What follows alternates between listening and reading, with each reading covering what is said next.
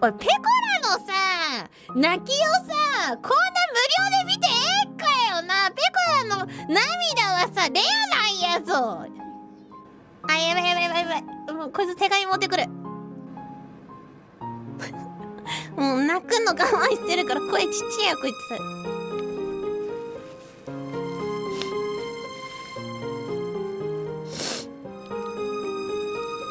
つ。やばい、泣ける。やっぱこういうさ、なんだろう、現地のやつとかやると、やっぱ、またやっぱあんたたちに会いたくなるなって本当に思うわ。